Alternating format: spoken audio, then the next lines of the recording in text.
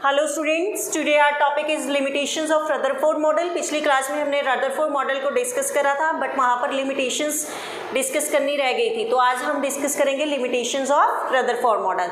देखिए, जैसे कि हमने रदरफोर्ड मॉडल में पढ़ा था, क्या पढ़ा था कि जो ये सेंटर है that is the positive charge particle, और उसको हम क्या बोल रहे थे, न्यूक्लियस, और उसके बाहर क्या घूम रहे थे, इलेक्ट्रॉन्स घूम रहे थे, इलेक्ट्रॉन रिवॉल्व कर रहे थे।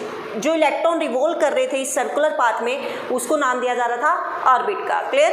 तो इतना हम पढ़ के आए थे जनरली कि इसको हम बोलते थे न्यूक्लियस और बाहर वाले पार्ट को बोलते थे एक्स्ट्रा न्यूक्लियर पार्ट। ठीक है, तो उस बेसिस पे कंक्लूजन और ऑब्जर्वेशन जो हमने पढ़ी थी, वहाँ से जो लिमिटेशंस निकल के आई थी इसकी, कि वो क्या निकल कर आई थी कि it could not explain the stability of atom, कि वो एटम की स्टेबिलिटी को एक्सप्लेन नहीं कर पाया। जैसा कि हम आज के टाइम में जानते हैं कि एटम क्या है, स्टेबल है, बट जब रदरफोर्ड मॉडल डिस्कवर हुआ था तो तब वो एटम की स्टेबिलिटी को एक्सप्लेन नहीं कर पाया। ऐसा क्यों? देखिए, क्योंकि क्या हुआ था, रदरफोर्ड मॉडल के बाद जो मैक्सवेल थ्योरी आई थी, ठीक है, तो ये फेल हुआ।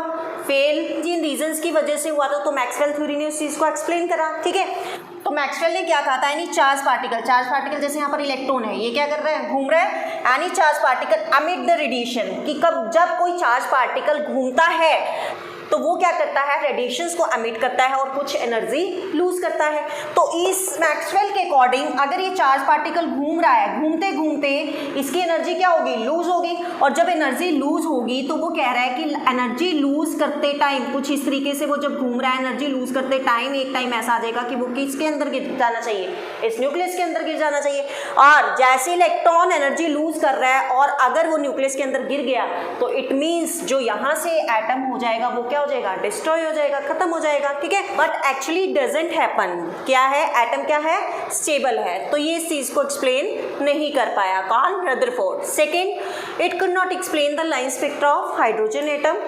ये जनरली हाइड्रोजन एटम के स्पेक्ट्रा को भी एक्सप्लेन नहीं कर पाया। स्पेक्ट्रा को हम डिटेल में आगे पढ़ेंगे, बट अभी यहाँ समझ लो कि हाइड्रोजन के इलेक्ट्रॉन्स कितने होते हैं, जनरली 1, क्योंकि प्रोटॉन 1 होता है, तो हाइड्रोजन में इलेक्ट्रॉन कितना होगा, 1। तो मतलब इस एक इलेक्ट्रॉन की वजह से सिर्फ इसको एक स्पेक्ट्रल लाइन शो करनी चाहिए थी, बट शो कितनी करता है, 5 स्पेक्ट्रल लाइन शो करता है। तो ये इस चीज को एक्सप्लेन नहीं कर पाया कि ऐसा क्यों होता है। तो ये दो इसकी लिमिटेशन थी, इसी वजह से मॉडल क्या हो गया, फेल हो गया। फिर आगे आपके पास मैक्सवेल आया था, बोहर मॉडल आया था, इसको हम नेक्स्ट लेक्चर में डिस्कस करेंगे डिटेल में।